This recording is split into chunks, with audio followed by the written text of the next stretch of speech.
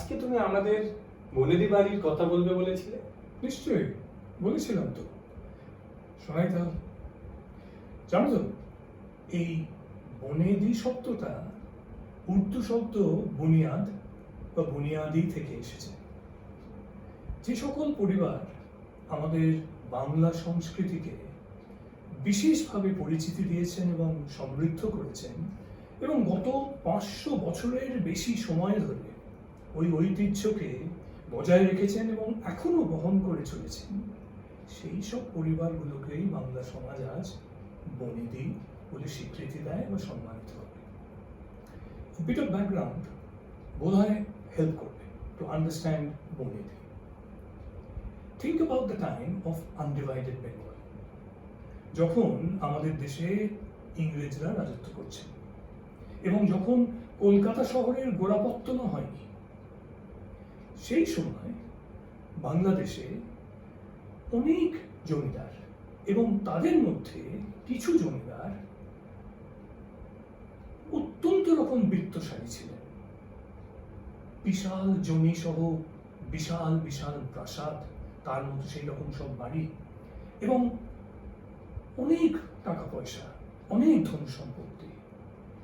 এইরকম জমিদাররা, তাদের মধ্যে এই 200-300 বছর আগে অনেকেই কলকাতা শহরের আশেপাশে চলে আসেন এবং সেখানে এসে বসবাস করতে শুরু করেন।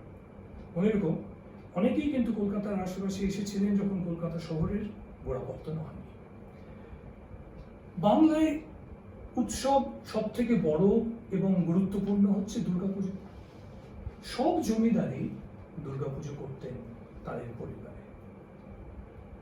আত্মীয় স্বজন, বন্ধু বান্ধব, প্রতিবেশী পরিজন সবাইকে নিয়ে অত্যন্ত ঝাঁকজমক করে ধুমধাম করে পুজো করতেন এবং ওই 5টা দিন সকলে মিলে একটা বিরাট একান্নবর্তী পরিবারের মতো হইচই করে আনন্দ করে কাটিয়ে দিতেন। শয়ে শয়ে মানুষ চারিপাশ থেকে আসতো জমিদার বাড়ির পুজোর দালানে ওই পুজো দেখতে।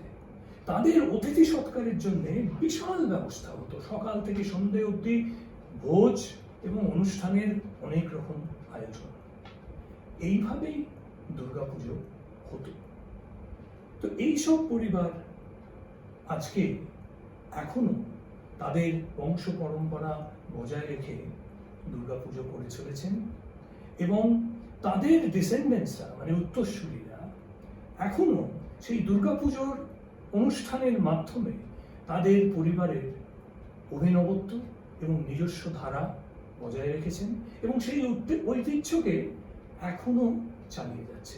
এটা অসাধারণ ব্যাপার। কলকাতা ও কলকাতার আশেপাশে তো অনেক বনেদি বাড়ি আছে, পুজোও হয়। তা কিছু বনেদি বাড়ির পুরনো পুজোর কথা বলো না। হ্যাঁ, সে তো অনেক বাড়ি আছে, অনেক প্রাচীন অনেক বনেদি বাড়ি বাংলায় আছে। সকলকে নিয়ে তো আর কথা বলা সময় আমাদের হবে না, তো কিছু কিছু পরিবারের কথা বলবো। তো বাবা, what is your first story? শোনো, এক অতি প্রাচীন দুর্গা প্রতিমার গল্প শোনাই। কলকাতার বাগবাজারে হালদারদের দুর্গাপুজো হয়। এক কথায় সে দুর্গাপুজো অভিনব এবং অনবদ্য।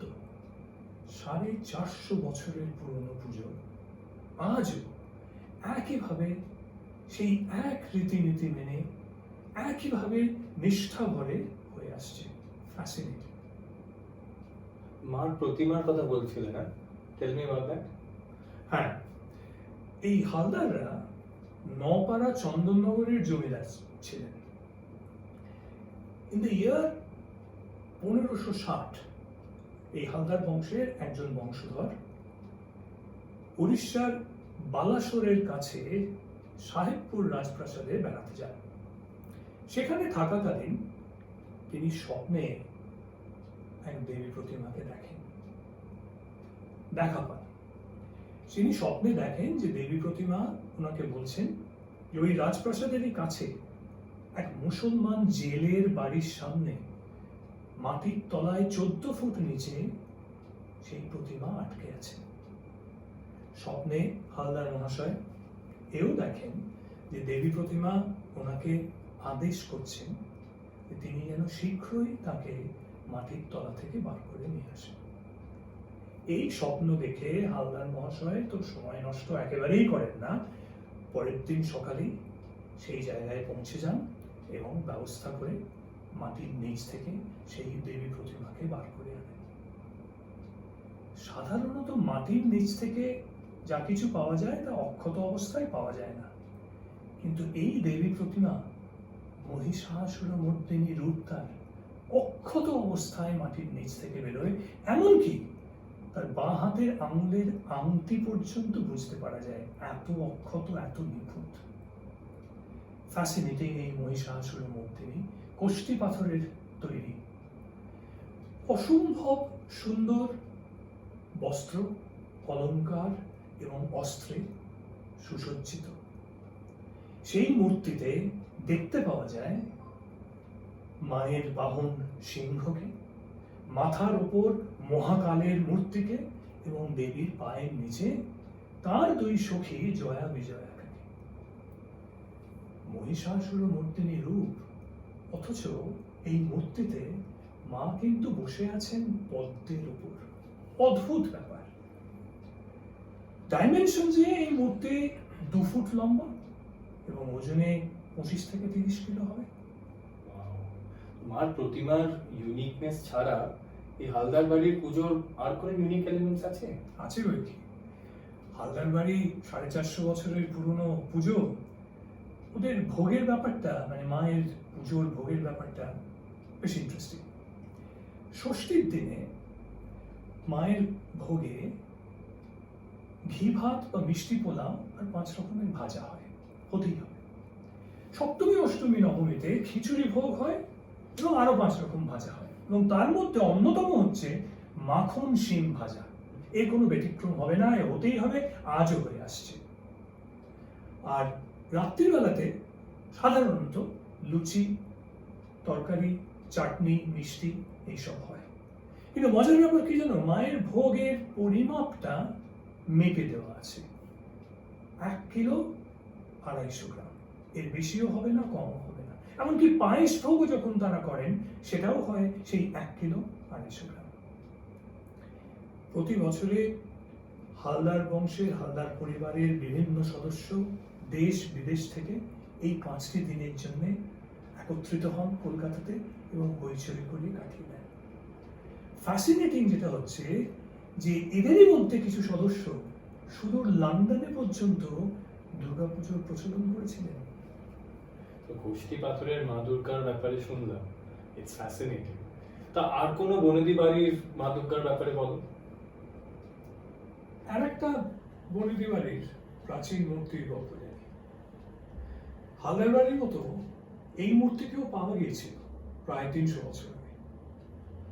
এই গল্পটা অলৌকিক না হলেও যুক্তিতর্কের বাইরে। শুনি তাহলে এই গল্প। শ্রীকৃষ্ণ চৈতন্যদেবের শিষ্য নরহরি দাস এবং তার বংশের প্রথম প্রজন্ম শ্রী রামরাম গোস্বামী কলকাতায় বাস করতে আসেন। তার ছেলে জগন্নাথ গোস্বামী একদিন স্বপ্নে দেবীর দেখা পান এবং দেবী ওনাকে বলেন যে তাকে গঙ্গা বক্ষে পাওয়া যাবে। জগন্নাথ গোস্বামী তার পরের দিনই গঙ্গার ধারে চলে যান, গিয়ে দেখেন সেখানে খুব ভিড়। জলে জাল ফেলা হয়েছে কিন্তু জাল টেনে তোলা যাচ্ছে না, কি যেন একটা ভীষণ ভারী তাতে আটকেছে, যার জন্য জালকে টেনে তোলা যাচ্ছে না। যাই হোক, অনেক কসরত করে জাল তোলা হয় এবং দেখা যায় তাতে এক বিশাল মাটির ভেলা আটকে রয়েছে। জগন্নাথ গোস্বামী সেই ভেলা নিয়ে বাড়ি ফেরত আসেন এবং তার মধ্যে থেকে একটি 4.5 ইঞ্চির অষ্টধাতুর সিংহবাহিনী মূর্তি পান। অপরূপ, অদ্ভুত এবং অনবদ্য সেই মূর্তি। মায়ের সঙ্গে শুধু কার্তিক গণেশ, এবং দেখে মনে হবে মা যেন অস্ত্র নিয়ে বিপুল তেজে অসুর নিধন করছে। এইভাবেই গুপ্তবাড়ির জয়ন্তী মা দুর্গার আবির্ভাব। আর জানো তো, সাধক রামপ্রসাদ সেন এই জগন্নাথ গোস্বামীর মাতামহ। তিনি এই মাতৃমূর্তির প্রাণ প্রতিষ্ঠা করেন এবং সেই থেকেই কুলদেবী সিংহবাহিনী এবং কুলদেবতা লক্ষ্মী জনার্দন নারায়ণ এই পরিবারকে রক্ষা করে আসছেন। গুপ্তবাড়ি কি কোনো জমিদার বংশ? না, জমিদার নন, এরা কৃতি চিকিৎসক এবং কৃতি বাণিজ্যিক বংশ। এই বংশেরই অন্যতম সদস্য স্বনামধন্য ডক্টর দ্বারকানাথ গুপ্ত, যিনি ম্যালেরিয়া ও কালাজ্বরের প্রতিষেধক আবিষ্কার করেন। এফএন গুপ্ত এই পরিবারের একজন অন্যতম সদস্য, যিনি ইংরেজ আমলে ভারতবর্ষে প্রথম পেন্সিল ও পেন তৈরি করার কারখানা তৈরি করেন। দ্বিগুপ্ত মহাশয় নিয়ে একটা খুব মজার গল্প আছে, জানো তো? শোনো, একদিন তিনি রোগী দেখে বাড়ি ফিরছেন, তো বাড়িতে ঢোকবার আগে তাকে এক মুসলমান ফল বিক্রেতা দাঁড় করায় এবং বলে যে তারই বাড়ির কোনো একটি ছোট মেয়ে তার থেকে আমড়া নিয়েছে এবং বলেছে যে পয়সা যেন সে দ্বিগুপ্ত মহাশয়ের কাছ থেকে নিয়ে নেয়। দ্বিগুপ্ত মহাশয় তো অবাক এবং বেশ বিরক্ত হয়ে তিনি বলেন, আমার বাড়িতে কোনো ছোট মেয়ে নেই। যাই হোক, তিনি পয়সা দিয়ে দেন ফল বিক্রেতাকে। বাড়ির ভেতর ঢুকে দেখেন ঠাকুর ঘরের আসনের সামনে আমড়ার খোসা ও আঁটি পড়ে রয়েছে। অবাক কাণ্ড! দ্বিগুপ্ত মশাই সঙ্গে সঙ্গে সেই ফল বিক্রেতাকে ডাকেন এবং তাকে দেখান, দেখে বলেন, দেখো তুমি কাকে আমড়া বিক্রি করেছো। এইরকম সব গল্প অনেক আছে এই কুলদেবীকে নিয়ে, যার ঠিক ব্যাখ্যা করা যায় না। এই দেবী কি কোনো মন্দিরে প্রতিষ্ঠিত? এখন বংশ পরম্পরা ধরে অত্যন্ত নিষ্ঠার সঙ্গে এই কুলদেবীর 365 দিন পুজো হয়ে চলেছে গত 300 বছর ধরে। মা প্রথমে সদস্যদের বাড়ি যেতেন, পালা করে পুজো নিতেন এবং সেখানেই থাকতেন। 7 বছর হলো মাকে এক মন্দিরে প্রতিষ্ঠা করা হয়েছে, যেখানে এই পরিবারের সব সদস্যরা মিলে পুজো করতে পারে। আরো একটা ঘটনা হচ্ছে যথেষ্ট উল্লেখ্য, সেটা যে এই পরিবারের মেয়েদের বিবাহ কন্যাদান একমাত্র এই কুলদেবীর সম্মুখেই হয় এবং যে কোনো শুভ কাজ এই পরিবারের এই কুলদেবীর পুজো করেই সম্পন্ন হয়। তো মায়ের ভোগের ব্যবস্থা নিশ্চয়ই কোয়াইট এলাবোরেট। ভোগের ব্যবস্থা, হ্যাঁ, লুচি, আলু ফুলকপির সাদা মিষ্টি ছোক্কা, অনেক রকম ভাজা, এইসবই। তবে হ্যাঁ, অদ্ভুত হচ্ছে যে এই পরিবারের সিন্নি মাখা হয় ময়দা দিয়ে, আটার পরিবর্তে ময়দা দিয়ে। এবং আরেকটা কি জানো, সারা বছর যত রকম ফল দেয়া হয় ভোগে, তার মধ্যে আমরা থাকতেই হবে, এর কোনো ব্যতিক্রম হতে পারে না। ও হ্যাঁ, আরেকটা কথা বলি, খুব ইন্টারেস্টিং খবর। আমাদের ডিসিডিবির মেম্বার শ্রীমতী কস্তুরী রায় এই গুপ্তবাড়িরই মেয়ে এবং এই দ্বিগুপ্ত মহাশয়ের বংশের 6th জেনারেশন। তাহলে কস্তুরী মাসির বাড়ির পর আমার মামার বাড়ি, আমার মার পরিবার মানে স্বর্গরী সেনের পরিবার ভবানীপুরের মল্লিক বাড়ির কথা বলো। মার কাছে কিছু কিছু গল্প তো শুনেছি, ছোটবেলায় গিয়ে হচ্ছি, কিন্তু তখন অত বুঝিও নি আর এখন অত মনেও নেই। তাহলে মল্লিক বাড়ির কথা কিছু বলো। শোনা যায় মল্লিকদের পুজো বহুদিনের, সেই বাংলার নবাব হোসেন শাহর আমল থেকে এই পুজো নাকি হয়ে আসছে। মল্লিকদের আদিবাড়ি শ্রীখণ্ডে, সেখানেই এই পুজো হতো। রাধা গোবিন্দ মল্লিক এই পুজোকে শ্রীখণ্ড থেকে গুপ্তিপাড়ায় নিয়ে আসেন। ওনার ছিল 7 ছেলে, তার মধ্যে ডক্টর ইন্দু মাধব মল্লিক হচ্ছেন স্বনামধন্য। মানে ওকে বুঝতে গেলে এক কথায় বলতে হবে, উনি ছিলেন এক পলিম্যাথ। উনি ডাক্তার ছিলেন, লয়ার ছিলেন, ইনভেন্টর ছিলেন, বটানিস্ট ছিলেন, ফিজিসিস্ট ছিলেন, সোশ্যাল থিঙ্কার ছিলেন এবং সবই অনেক কিছুই উনি করেছেন। ইনভেন্টর হিসেবে ইকমিক কুকার এবং রিভলভো লাইটের আবিষ্কার উনিই করেন। তোমার মা এই ডক্টর ইন্দু মাধব মল্লিকেরই ডাইরেক্ট 4th জেনারেশন ডিসেন্ডেন্ট। যাই হোক, রাধা গোবিন্দ মল্লিকের ছেলেরা মা দুর্গা পুজোকে গুপ্তিপাড়া থেকে কলকাতার ভবানীপুরে ওদের বাড়িতে নিয়ে আসে 1925 সালে, এবং তখন থেকেই ওই পুজো ওদের এই ভবানীপুরের বাড়ির দুর্গা তারানেই হয়ে আসছে। কিছু কিছু মনে আছে, ঠাকুরের গায়ের রং গোল্ডেন ইয়েলো, টানা টানা চোখ, আর কি কিছু ইউনিক আছে? ঠাকুর প্রতিমার তো অনেক কিছুই বৈশিষ্ট্য আছে। কিছু বলি, যেমনি মল্লিকদের দুর্গা ঠাকুরের প্রতিমা এক চালার প্রতিমা এবং বিরাট বড় মাপের প্রতিমা। এই প্রতিমাকে দুর্গার দালানেই তৈরি করা হয় এবং 1925 সাল থেকে একই কুমোর ফ্যামিলি, মানে তাদেরই উত্তরসূরিরা এই দুর্গা প্রতিমা গড়ে এসেছে। জন্মাষ্টমীর দিনে প্রথম দুর্গার দালানে কাঠামোর উপর মাটি চড়ানো হয় এবং সেই দিয়েই প্রতিমা নির্মাণের কাজ শুরু হয়। কুমোর পরিবারের যিনি সব থেকে বয়োজ্যেষ্ঠ সদস্য, তিনি এই প্রতিমার চোখ আঁকেন মহালয়ার দিনে। প্রতিমাকে সাজানো হয় ডাকের সাজে এবং অস্ত্র শস্ত্র যা কিছু আছে সবই রূপোর, এবং প্রতিমার অলংকার সোনা ও রূপো দিয়ে তৈরি করা, এবং সেই দিয়ে এক অত্যন্ত সুসজ্জিত একচালার অপূর্ব প্রতিমা। এই পুজোর আর অন্য কোনো রীতি রেওয়াজ আছে? রীতি রেওয়াজ তো অনেক কিছুই আছে। কিছু বলি, যেমনি ধরো মল্লিকরা পুজোর সময় 9 দিন ধরে চণ্ডী পুজো ও চণ্ডী পাঠ করে। সন্ধে পুজোর সময় মল্লিকদের পুজোতে 108 রূপোর প্রদীপ জ্বালানো হয় এবং জ্বালানোর জন্য মোমবাতি ব্যবহার হয় না, ছোট ছোট মশাল ব্যবহার করা হয়। যখন দশমীর দিনে মাকে বরণ করা হয়, তখন মল্লিক পরিবারের যিনি সব থেকে বয়োজ্যেষ্ঠা সদবা সদস্যা, তিনিই মাকে বরণ করেন এবং একমাত্র তিনিই বরণ করতে পান। অন্য মহিলা সদস্যরা সিঁদুর খেলাতেই মত্ত থাকেন।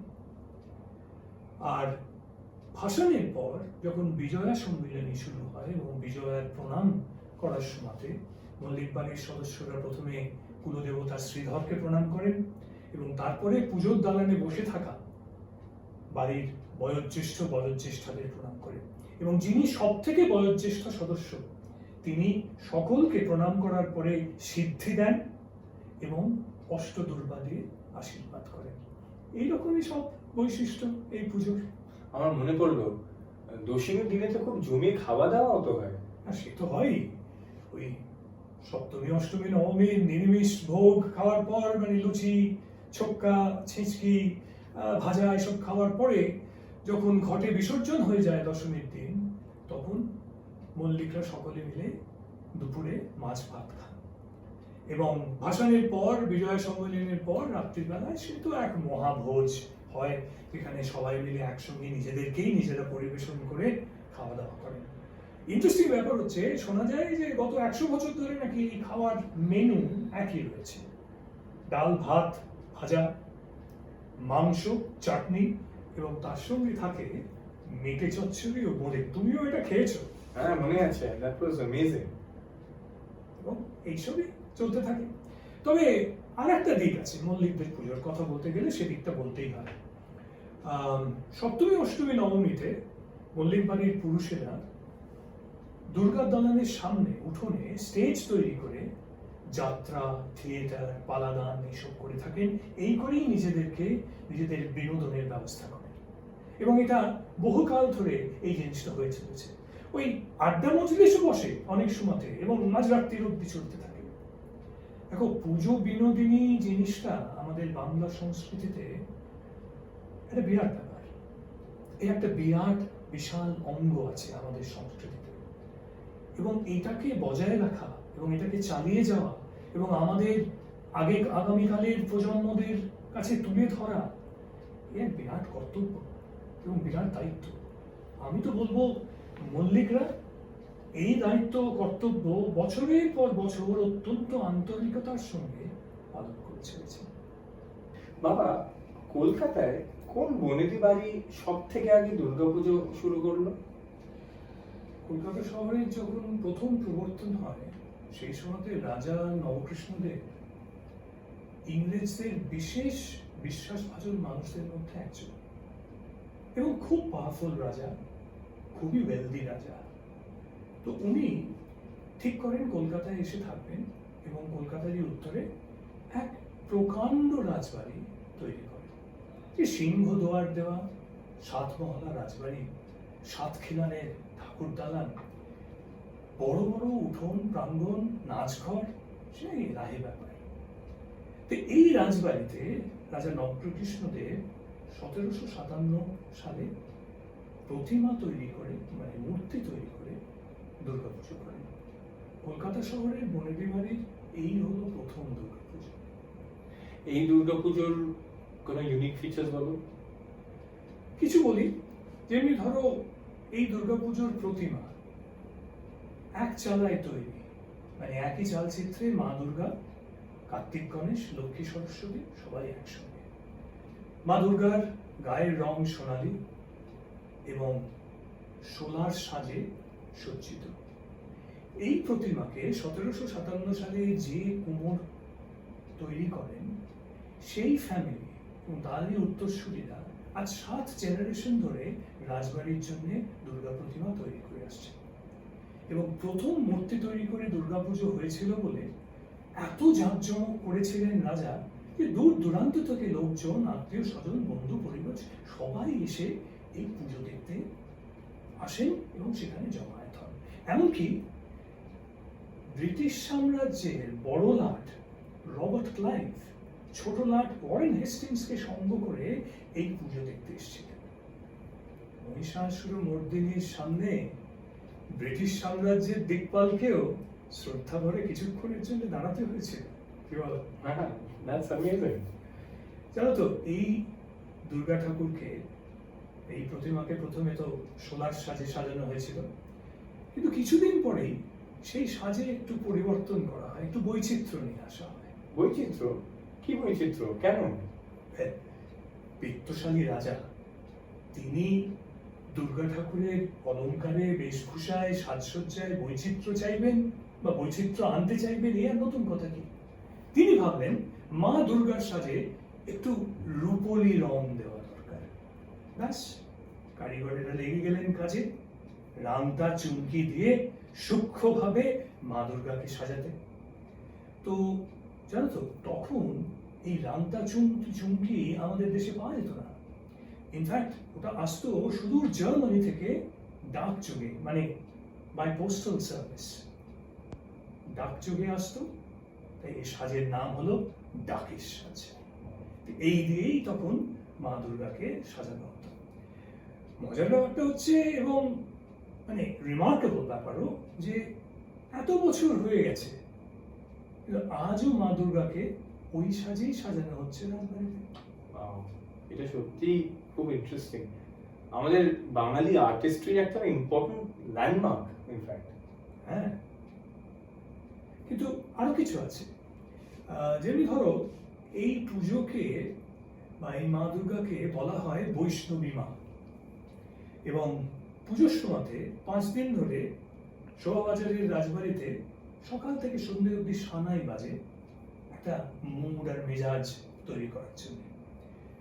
সন্ধি পুজোর ঠিক সন্ধিক্ষণে কামান দাগা হয়, মানে gunshots of fire to mark the সন্ধিক্ষণ। এরকম ধরনেরই সব জিনিসপত্র দিয়ে চলে। ভোগের ব্যাপারেও ওদের একটা বৈশিষ্ট্য আছে। যেমনি মা দুর্গাকে কোনো খিচুড়ি বা পোলাও ভোগ দেওয়া হয় না, 5 দিন ধরে ওর জন্য মিষ্টি ভোগ হয়।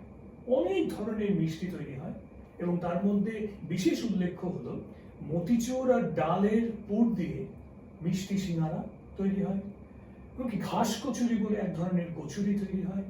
এই ধরনের সব মিষ্টি দিয়ে মাকে ভোগ দেওয়া হয়। এইভাবেই এত বছর ধরে একই নিয়ম কানুন মেনে এই রাজবাড়ি পুজো করে চলেছেন। একইভাবে সেই দুর্গাপুজো চলছে, প্রথম দুর্গাপুজো আজও একইভাবে চলছে। ওয়াও, না এটা কিন্তু খুবই ভালো লাগলো যে এই বনেদি ফ্যামিলিরা শুরু করলো দুর্গাপুজো, কিন্তু now it's a part of the Bengali culture. It's very nice যে বনেদি family have upheld and enriched their tradition and heritage over centuries. Absolutely.